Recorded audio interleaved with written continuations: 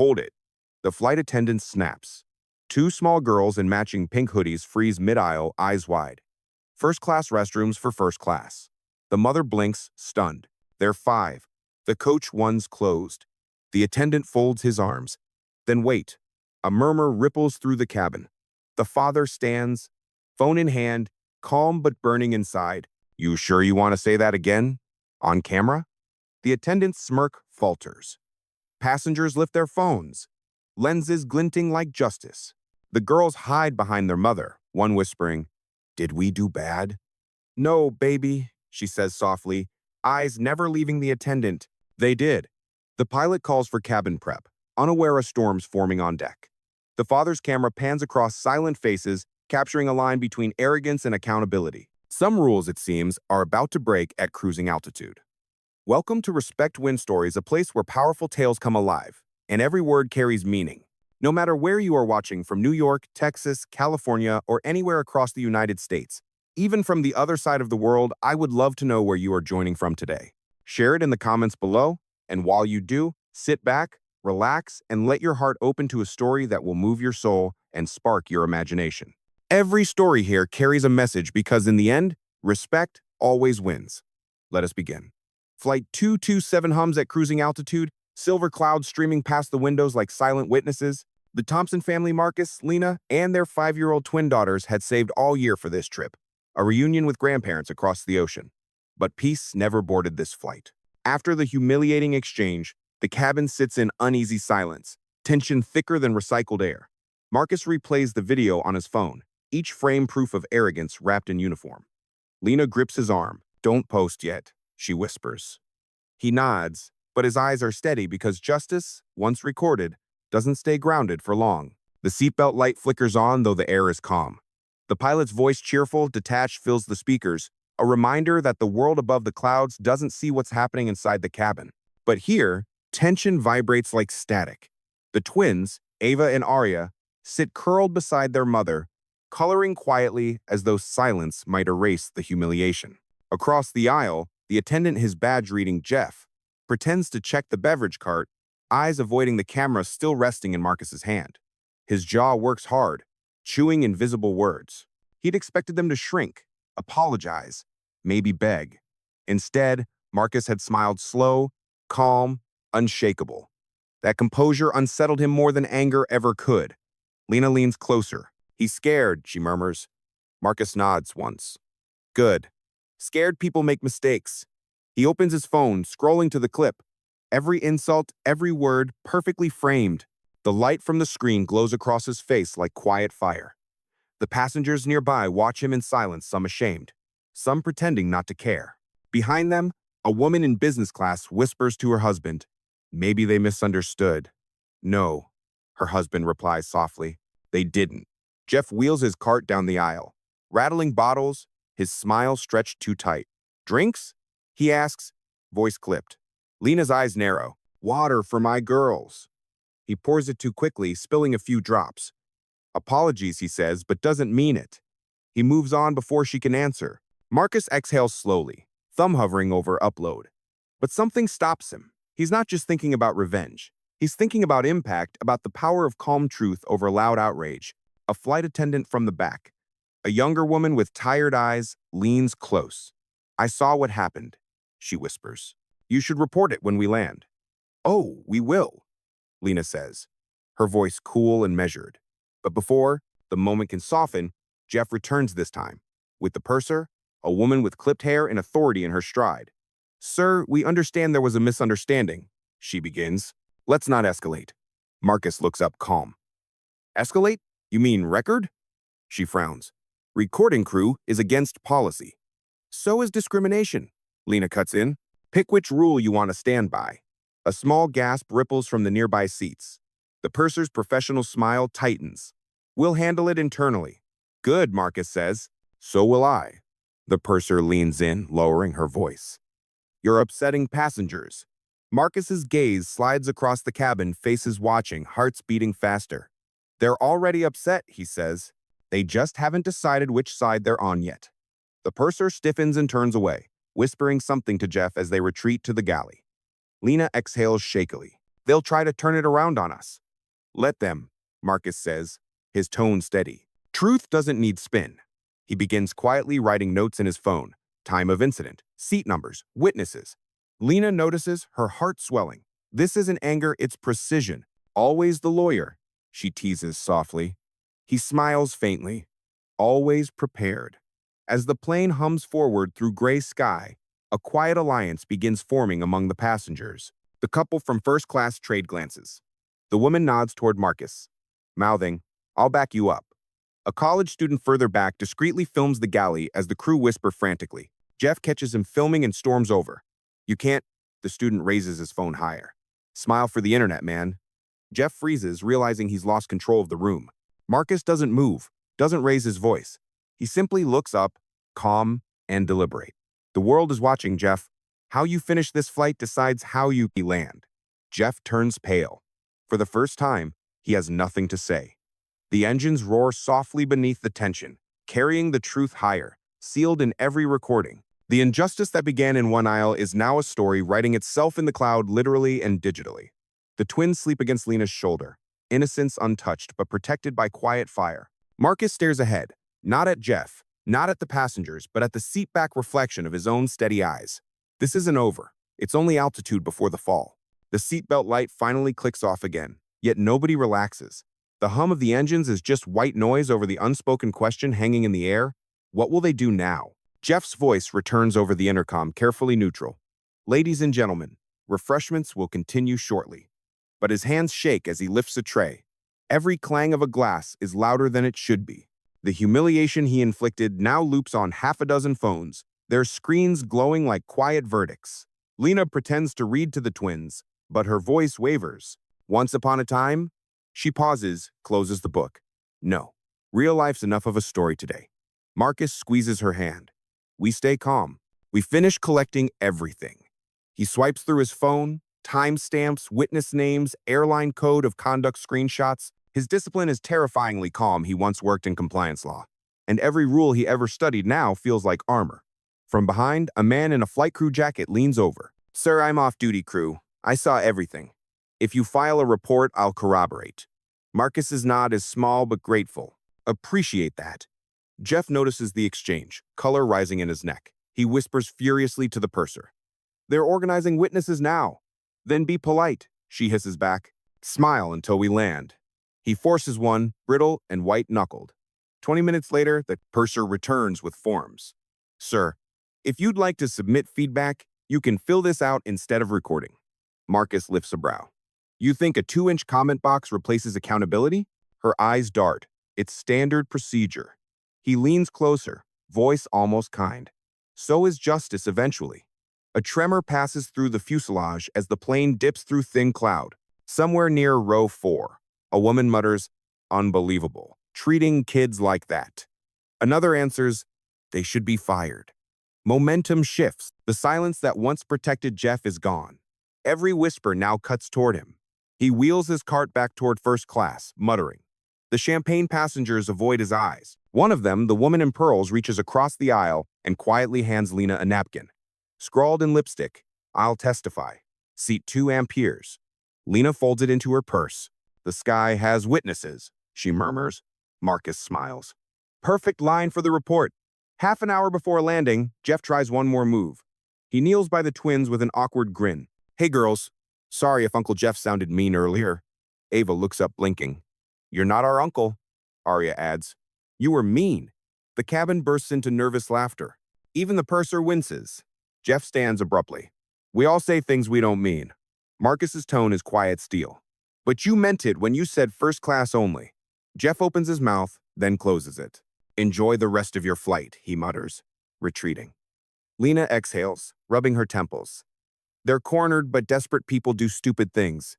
Marcus nods, which is why we keep everything calm, clean, and documented. He taps the phone again, syncing footage to a backup cloud account. "One copy stays with me. One off the plane." The purser makes another announcement, voice too cheerful. "Cabin crew, prepare for descent." As the plane dips toward the city lights, passengers glance between Marcus and Jeff, the line between arrogance and consequence glowing sharper than the runway below. Marcus whispers to Lena, "When we land, We go straight to customer relations. No shouting, no threats, just truth. Let them underestimate us one more time. Lena smiles faintly. And then, he fastens his seatbelt. Then we let gravity do the rest. The engines pitch lower, Jeff grips the galley counter, sweat on his temple. Somewhere behind him, another phone camera turns on. The fall has begun. The wheels touch down hard. A metallic groan through the fuselage. Nobody claps. Marcus feels the lurch in his chest but keeps his phone steady. He's still recording. Beside him, Lena's fingers curl around the twins' hands. They're half asleep, unaware that history has begun in row 9. Jeff moves first. Sir, I'll need you to stop filming before deplaning. Marcus looks up. You still giving orders? The purser appears again, voice honeyed but frayed. Let's keep this civil. Security will meet you at the gate so everyone can explain.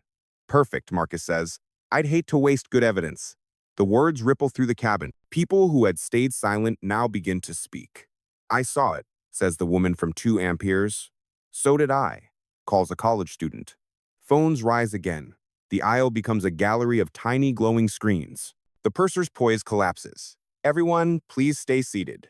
The twins tug their mother's sleeve. Are we in trouble? Lena kneels, eye level. No, angels, the truth's just taking its turn. When the doors open, airport security waits with 2 supervisors in navy blazers. Jeff straightens his tie, hoping the uniforms mean protection. Problem on board? One asks. Jeff gestures at Marcus. He violated policy by recording crew. Marcus hands over his phone calmly. Then watch what your policy looks like in practice. The supervisor plays the clip once, twice. Each repetition drains more color from Jeff's face. Passengers hover behind, a silent jury. The supervisor finally sighs. Sir, this is unacceptable. Please step aside. Jeff sputters. You can't. Now. He steps back, trembling. The purser tries to intervene, but the supervisor raises a hand. You too, we'll debrief inside. Marcus doesn't gloat. He simply collects his daughter's bags and turns to Lena. We file the report, upload everything, and go see your parents. Let the storm chase itself. As they walk down the jet bridge, other passengers clap softly, not for revenge, but relief. The sound is gentle, human, cleansing. Behind them, Jeff's voice breaks. They're just coach passengers. The supervisor's reply cuts through the hum of engines cooling on the tarmac. Not anymore. They're witnesses. The twins look back once, wide-eyed, as ground crews slide the cabin door shut. Marcus places an arm around Lena. Altitude's equal now, he says quietly. She smiles through exhausted tears. Let's land this right. The conflict isn't finished. It's only grounded, waiting for the investigation, the press, and the corporate reckoning that's about to ignite. But for the first time since takeoff, justice feels airborne. The next morning, headlines climb faster than any plane. Airline staff blocks black twin girls from first-class restroom. By sunrise, millions of eyes have seen what happened at 36,000 feet. Marcus wakes to a flood of messages. Journalists, advocacy groups, even pilots. The footage, posted by another passenger overnight, now plays on every newsfeed. He hadn't posted it himself. The world did it for him. Lena sets coffee on the hotel nightstand, watching the twins giggle at a cartoon on mute. You're trending, she says quietly. He scrolls past comments outrage, disbelief, solidarity. We don't chase fame, he murmurs. We chase truth. Then the airline's statement drops. We're investigating an incident involving our crew. We take all concerns seriously. Lena snorts. Translation, please forget by Monday. But Marcus isn't done. He opens his laptop, connects a drive, and uploads a new file, the unedited footage from start to finish. This time, he adds the flight number, crew names, timestamps, and the portion showing Jeff laughing after the twins turned away. The raw version goes to an attorney friend, then to the Department of Transportation's Civil Rights Office. Within hours, a producer calls. We'd like you and your family on Morning Report. Exclusive. Marcus hesitates. We'll think about it. Lena steps in. We'll do it, but on one condition. You air the full clip, no edits. At the airport headquarters, panic brews like jet fuel. Jeff sits in a small conference room, his uniform rumpled. The purser beside him stares at the carpet as corporate PR sweeps in with thin smiles. Damage control mode, one whispers. We can't have another viral discrimination scandal. Jeff straightens. It was a misunderstanding. Then why does every camera angle show you blocking children from a restroom? The PR manager turns to legal counsel. Suspend him pending investigation. Jeff gapes. You're just going to throw me out? You threw yourself, she says flatly. But the meeting doesn't end there. The manager opens a second folder. A chain of internal emails Jeff's, dated weeks before complaining about coach passengers crossing class lines. The thread leaks within minutes. Back at the hotel, Marcus's phone rings again. Sir, this is Evelyn Park from the Horizon Journal. I've seen your footage. Do you realize the legal implications? I do, he says. Then you should know our source inside the airline just sent proof they've mishandled bias complaints before. Would you like to comment? He smiles faintly. Yes, but not for me, for my daughters. They should know the world notices. That evening, as the family sits for the interview, the studio lights shimmer like runway beacons. The reporter introduces them gently. Marcus and Lena Thompson parents, whose quiet courage grounded an entire airline. Lena recounts the flight, the command, the shame, the silence. Marcus plays the full clip. The studio goes still. Even the crew looks away from their monitors. When the segment airs, public reaction detonates. Passengers from other flights share their own stories. A hashtag trends globally. The airline issues a second, far longer statement.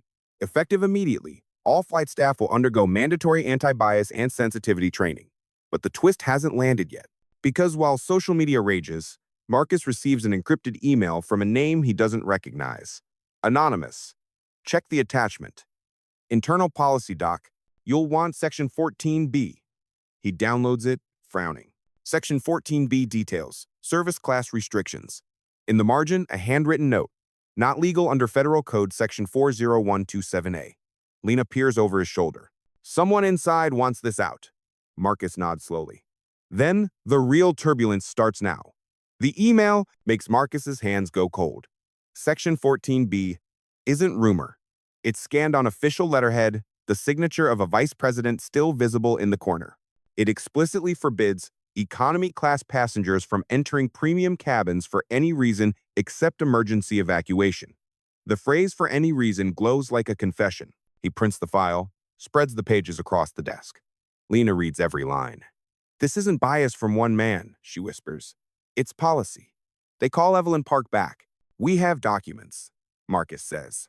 Authentic. Leaked from inside. Her tone sharpens. If you can verify them, this story moves from viral outrage to corporate violation. Federal law prohibits service discrimination. You're sitting on dynamite. Marcus arranges a secure upload through his lawyer friend, David Chen.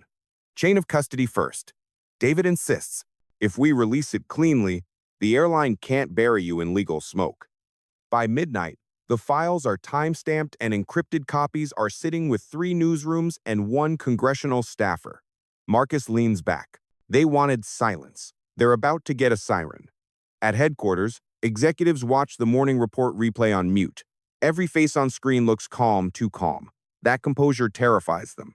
PR chief Marla Hughes slams a folder shut. We can't fight optics this clean. Find something, anything to discredit him. An analyst hesitates. Sir, there's nothing. He's a compliance attorney with a spotless record. Then we settle before the leak spreads, Marla snaps. Draft an apology? But by dawn, the leak has spread. Evelyn publishes the documents with forensic notes verifying authenticity. Her headline, Internal Airline Memo Confirms Systemic Passenger Segregation. The story burns across networks. The Department of Transportation issues an investigation notice by noon. Marcus and Lena wake to reporters outside the hotel. Twins press their faces to the window, marveling at the cameras. Daddy, are they here for us? He kneels beside them. They're here because we told the truth. A knock on the door. A courier official envelope, embossed seal. Inside, a letter from the airline CEO requesting a private meeting. Lena's jaw sets. Private means secret. No thanks. Marcus smiles thinly. Let's hear what he thinks privacy buys. In a downtown boardroom that evening, the CEO sits opposite them, no entourage, just one trembling lawyer. I want to apologize personally, he begins. Marcus lays the memo on the table. You signed this. The CEO stares, realization draining his color. That clause should never have left internal drafts. But it did, Lena says, voice soft but lethal. And people like Jeff enforced it. He looks up. What do you want? Not money, Marcus replies. Change and accountability, publicly. The lawyer leans forward. We can craft language. No language, Marcus cuts in. Action. retraining, restitution, transparent audits. And you'll read the apology yourself on camera. The CEO exhales defeated. You realize what that will cost us? Marcus meets his eyes. Exactly as much as it cost my daughters to hold their heads up that day. Outside, rain needles the windows, flashes of light on the wet tarmac beyond. When they leave, Lena squeezes his hand. You didn't raise your voice once. He smiles faintly. Loud people lose credibility. Calm ones change policy. By the time they reach the car, Evelyn's follow-up headline is already scheduled. Parents meet airline CEO demand structural reform. The tide has turned. The man who once barred 2 children from a restroom is suspended. The company scrambling to rewrite its own rulebook. For the first time, Marcus feels gravity tilt toward justice. The press conference takes place 3 days later in a hangar the airline usually reserves for launch ceremonies. Now, the stage backdrop is the same blue used in the company's logo. But the tone feels nothing like celebration. Rows of cameras click in practiced rhythm. Reporters lean forward, waiting for the mea culpa. Marcus and Lena sit side by side in the front row, their daughters beside them with coloring books open but untouched. The CEO steps up to the podium, a small stack of note cards trembling in his hands. 3 days ago, he begins, a family on Flight 227 was subjected to treatment that violated both our values and federal law. There is no excuse. Effective immediately, we are abolishing all service-class restroom restrictions and implementing a full review of internal policies. Flashbulbs burst. He hesitates, then looks directly at Marcus. Mr. Thompson, your calm insistence on fairness has reminded us that dignity is not negotiable. On behalf of the company, I apologize to you, your wife, and your daughters. A hush follows. The apology feels rehearsed, but genuine enough that the room exhales. Marcus doesn't smile. He simply nods once the gesture of someone accepting acknowledgement, not absolution. Reporters fire questions. Will the crew be reinstated? No, the CEO answers. The investigation concluded misconduct. Are you cooperating with the federal inquiry? Yes, completely.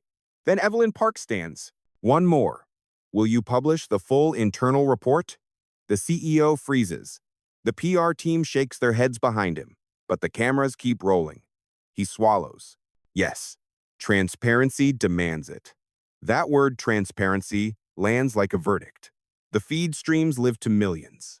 Within minutes, comment sections fill with messages of relief, outrage, and resolve. Afterward, Marcus and Lena step outside into bright winter sunlight. Microphones chase them, but he stops long enough to say one sentence, "This isn't victory, it's a beginning." Then he takes his daughter's hands and walks toward the parking lot, leaving the cameras shouting in their wake. Inside the hangar, executives argue over damage control. One mutters, "He could have taken a payout and disappeared." Another answers, "He did something worse, he stayed visible." That night in their hotel room, the twins fall asleep between them. Lena turns to Marcus. You really think they'll change? He studies the ceiling. They'll have to. The law just met the light. His phone buzzes again, an email from Evelyn. Subject, Federal Notice Public Docket opened. Below it, a line confirming that the incident has triggered a nationwide review of passenger rights policies. Lena smiles for the first time in days. You said truth doesn't stay grounded. He nods. Now it's flying standby on every flight. The twist completes. Power flipped without shouting. Justice rising from calm precision. The parents who were told to wait have made the world move faster. And the airline that once guarded doors now learns what open really means. The morning after the press conference, the world wakes to a different kind of turbulence. For once, it isn't in the sky. News anchors replay the CEO's apology alongside footage of the twins, coloring quietly in the front row. Commentators dissect every frame. The quiver in his voice, the calm in Marcus's eyes. Words like dignity, change, and reckoning flash across the lower thirds of screens. Airline stock dips 5% before noon. Hashtags multiply. Number sky equality, number let them fly, number justice altitude. But beneath the noise, real action begins to move. The Department of Transportation releases an interim statement confirming that Section 14B service class restrictions violates federal non-discrimination law. Within hours, other airlines scrub similar clauses from their manuals. Quietly, desperately. Marcus watches the headlines from home.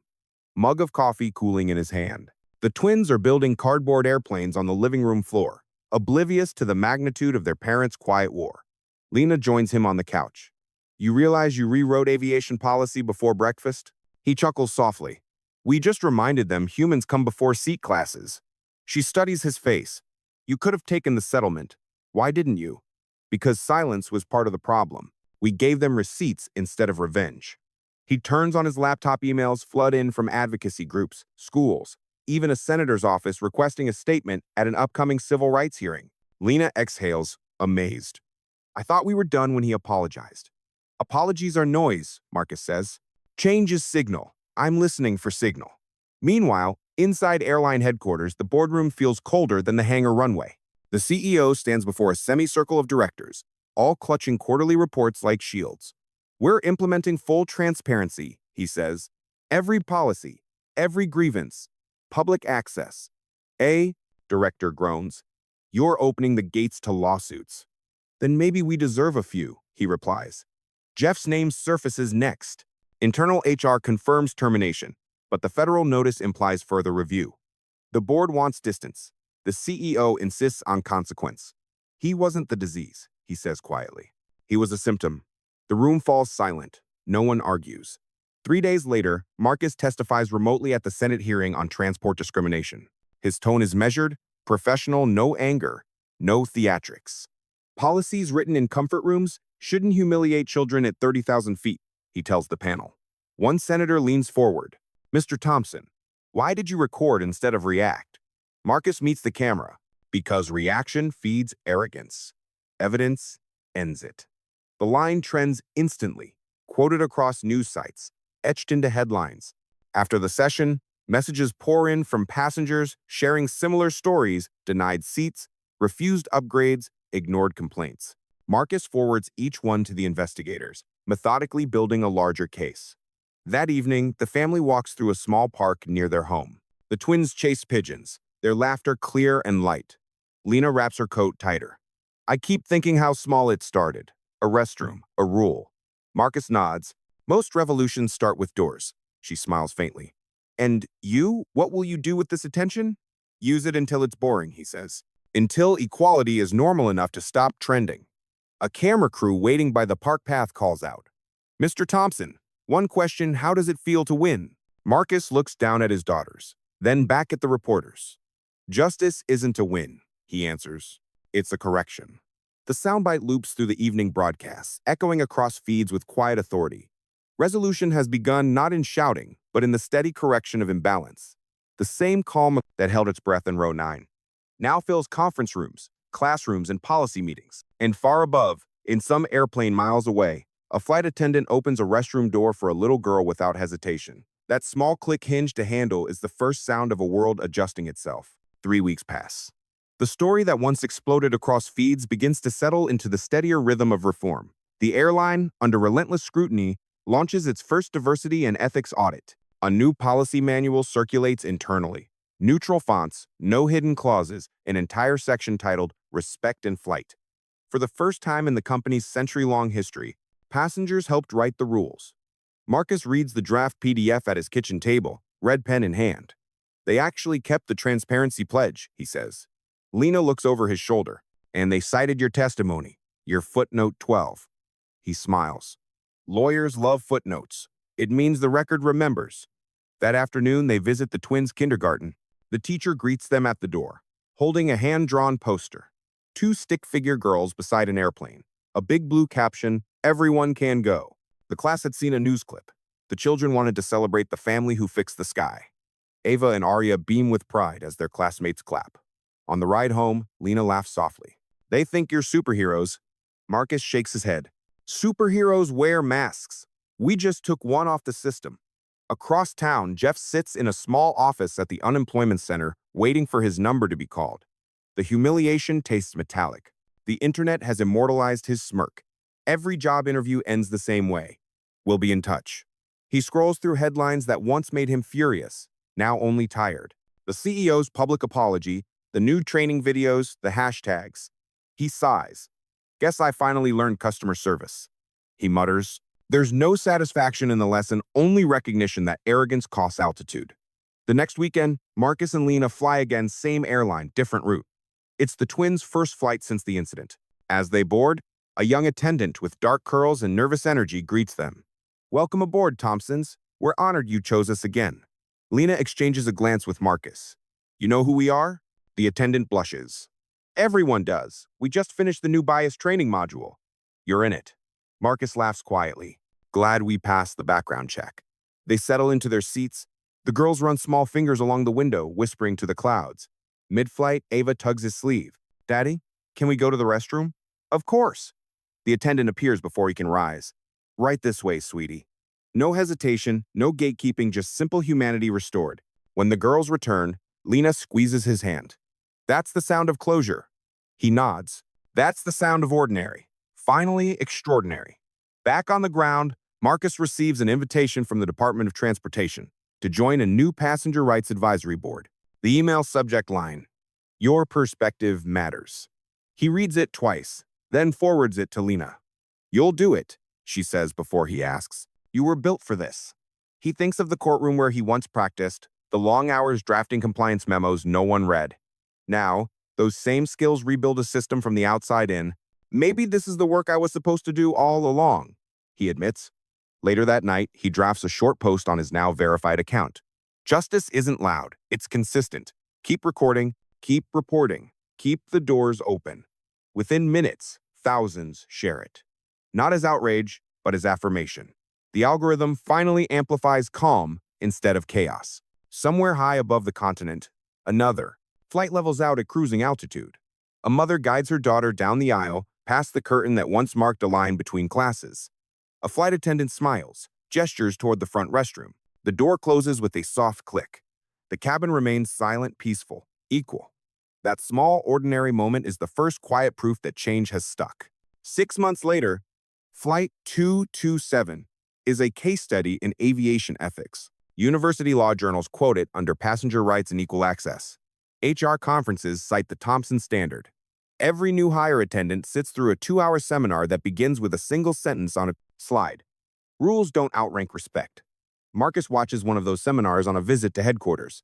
The CEO, less polished now, more human, greets him with genuine warmth. You turned a scandal into structure, he says. Marcus smiles. You gave structure the chance to learn. They shake hands. It isn't forgiveness, it's professional closure. Back home, Lena volunteers for an organization that advocates for families experiencing travel discrimination. She counsels parents through video calls, her voice calm, assured. Document, stay polite, and follow through. She tells them the same steps that rebuilt her own faith in fairness. Letters arrive weekly thank yous from strangers who found courage because the Thompsons stayed composed. At dinner, the twins chatter about school. We told our class we're in a storybook, Ava announces. Lena laughs. You are. It just doesn't have dragons. Arya grins. It has airplanes. Marcus raises his glass. To dragons defeated anyway. They clink plastic cups, not champagne flutes, and the toast feels better that way. Across the country, policy change ripples outward. 2 airlines announce joint transparency dashboards. Travel bloggers praise the Thompson Clause. Even Jeff, the disgraced attendant, resurfaces in a smaller regional airline this time, completing bias training certification on his own. When a passenger thanks him for kindness, he almost laughs from relief. Redemption has altitude too. The night before Marcus's first advisory board meeting in Washington, he steps onto the balcony. The city hums below, 1,000 lights like constellations reflected on glass. Lena joins him, slipping a hand into his. Ready for round 2? Always, he says. The sky's big enough for everyone now. She rests her head on his shoulder. You ever think about how it started? He nods toward the sleeping girls inside. Every time they laugh. The breeze lifts, cool and clean, carrying the faint sound of a departing jet. He watches its blinking lights disappear into the dark. And for the first time since that awful flight, the sound feels peaceful, not like escape, but return. Justice has landed. The people who tried to block a door built a corridor instead. What began as humiliation has become policy, precedent, and proof that calm defiance can move institutions. When Marcus finally turns off the balcony light, the world below keeps glowing runways, street lamps, and the small, stubborn sparks of change that refuse to go out. Summer arrives soft and golden. The twins' laughter carries through the backyard like wind chimes, the sound of a family learning to live without the weight of outrage. Marcus sits on the porch steps, legal pad on his knee, trying to draft remarks for the passenger rights board meeting. Every sentence starts formal and ends personal. It's impossible to separate the two anymore. Lena brings lemonade and leans against the railing. You've written and deleted that same line 6 times. He grins. Because I keep thinking about how it really began. I didn't want to change the world. I just wanted our girls to use the restroom. She laughs quietly. That's exactly why it worked. The twins come running, arms full of paper airplanes. Ava hands him one carefully colored with purple stripes. It's you, she says. It flies straight. He holds it up, the sunlight bleeding through the paper. Then it's a keeper. Later that night, the family sits around an old projector playing home videos. There's footage of birthdays, playgrounds, and finally the news clip. The girls watch themselves on screen, tiny and brave. Were we scared? Arya asks. Lena strokes her hair. Maybe a little. But you were brave anyway. Marcus adds softly, courage isn't loud. It's just doing the right thing while you're scared. They fall asleep on the couch, their faces peaceful in the flicker of light from the paused frame. Marcus lets the silence stretch. No reporters, no hearings, just the hum of ordinary life returned. The next morning, he receives an email from a teacher in Johannesburg. Your family's story is part of our ethics curriculum now. Thank you for proving calm can be powerful. He forwards it to Lena. She reads it twice, blinking back tears. They're teaching our daughters' names on another continent. They're teaching dignity. He corrects gently. She smiles. Same thing. A few days later, the board convenes in Washington. Marcus walks through the marble hallway, briefcase in hand. The same calm stride he carried down that airplane aisle months ago. On the wall hangs a framed motto. Service is equity. He pauses beneath it, realizing the words are his. Someone pulled them from his testimony. Inside, the meeting hums with policy jargon, but he steers it toward humanity. Every rule must answer one question, he says. Does it make someone smaller or larger? The room nods, even the bureaucrats scribble notes. The phrase becomes the board's guiding principle. That evening, he video calls home. Lena holds the phone, so the twins can show him the new art they made, a poster of clouds and hearts. Daddy, look, Ava says proudly, we wrote your words. Across the paper in crayon letters, make people larger. His throat tightens. That's perfect, he whispers. When he returns home, the air smells of rain. He steps into the quiet house, sees the poster taped above the fireplace. The paper airplanes still hang from the ceiling, slowly spinning. For the first time, he doesn't feel the urge to document or prove anything. The evidence is everywhere in laughter, in calm, in open doors. He kisses Lena's forehead and murmurs, we landed, didn't we? She smiles against his chest. Safely. Outside, thunder rolls somewhere distant, but inside, everything is still. Autumn folds over the city in shades of rust and honey. On the day of the board's first anniversary review, Marcus walks through the same concourse where everything began. New signage gleams above the gates, bilingual, inclusive, every restroom labeled simply restroom. The small word class is gone for good. He stops to watch a family at check-in. A woman, her son, a wheelchair. The attendant kneels to speak to them at eye level, smiling. That, he thinks, is what altitude was supposed to mean all along. Across the ocean, news outlets run a quiet feature called After the Apology. It shows snapshots of reforms, new crew training, the DOT's open database of passenger rights, airlines sharing compliance metrics like weather reports. A photograph of the Thompson family accompanies the article, Lena holding the twins. Marcus, mid-smile but tired, human. The caption reads, they asked for fairness, and the world adjusted its seatbelt. Marcus scrolls through the comments. Fewer arguments now, more stories. A father from Tokyo writes, your calm helped my daughter when she was refused a seat upgrade. I showed them your clip. They changed their policy on the spot. Another from Brazil. My mother says she flies again because of you. He forwards the link to Lena. She texts back a single emoji, a heart inside a cloud. At home that evening, he finds the twins drawing again. This time they're sketching a large plane filled with faces of every color. We're making the world plane, Ava explains. No doors between people, Arya adds. And it has snacks for everyone. Marcus laughs. That's real progress. They tape the drawing to the fridge beside the board's invitation to the National Ethics Forum. The girls don't understand the paper's importance. To them, the real award is having their parents home and smiling again. Later, when the house is asleep, Marcus and Lena sit on the porch wrapped in blankets. Crickets pulse in the grass. The air smells of cedar. Do you miss the fight, she asks. He shakes his head. I miss the focus. But peace is its own work. She nods. I think we taught them something bigger than justice. We taught them composure. He smiles. Composure's underrated.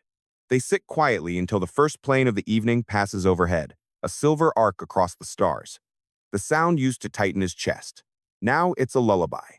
A week later, a package arrives, no return label, just an embossed airline seal. Inside, 4 boarding passes, framed under glass, each printed with a note. To the Thompsons for reminding us that every ticket is first class when respect flies with it. Below, the CEO's handwritten signature. No PR gloss, just ink and apology. Lena traces the letters with her fingertip. Think it's sincere? Marcus considers. Maybe not perfect, but progress never lands perfectly. They hang the frame beside the twins' drawing. Different kinds of art, same message. Autumn deepens into early winter. Their story fades from trending lists, which is exactly how Marcus hoped it would end. Not forgotten, just absorbed into the world's normal rhythm. He no longer measures success by outrage, but by absence of fear, of lines, of barriers. When he catches the news one night showing a random traveler being helped kindly by a crew member, he smiles. No one mentions Flight 227 anymore, yet its echo lives inside gestures that no one films. Spring returns with its soft light and patient rain. The world has moved on, but not away. Every few months, an email still finds Marcus a student writing a thesis. A journalist updating a follow-up, a parent saying thank you. He answers each one. Short and steady. Keep it calm, keep it true. At home, the girls have grown taller. Their pink hoodies have been replaced by denim jackets, the kind of quiet proof that time itself is merciful. On weekends, they help Lena plant flowers along the walkway. She names every bloom for a virtue: patience, courage, grace. When the wind moves through the garden, it sounds like applause. One evening, Marcus drives them all to a lookout over the city. Planes lift and descend in the distance, landing lights threading through twilight. Arya leans against him. Daddy, do you think they remember us? He smiles. Maybe the people, maybe the sky. Either way, what matters stayed. They watch until the horizon swallows the last streak of light. Later, when the house is quiet, Marcus scrolls through his phone one final time. The original video, the beginning of everything, still lives in his cloud storage. He hesitates, then deletes it. Not out of anger or pride, but completion. The evidence did its work. The story no longer needs proof to exist. He steps outside again, barefoot on the cool porch boards. The night smells of rain and jet fuel faint on the wind, and somewhere high above, another aircraft hums through the dark. He lifts a hand in half a wave, not to the plane itself, but to the version of his family still sitting on that long-ago flight, frightened and unbroken. Safe travels, he whispers. Inside, Lena stirs in her sleep, murmuring something about open doors. The twins sigh and turn over, dreaming of skies with no curtains between rows. The clock hums softly. Peace, at last, is not a pause between storms, but the weather they live in now. The door they forced open has stayed open for them, for strangers they'll never meet, for a world that learns something from 2 small girls in matching hoodies. Marcus watches dawn spill pale gold over the horizon and feels the simple truth settle like sunlight. Justice, once airborne, doesn't land, it circles, steady, keeping watch. He turns off the porch light. The new day begins.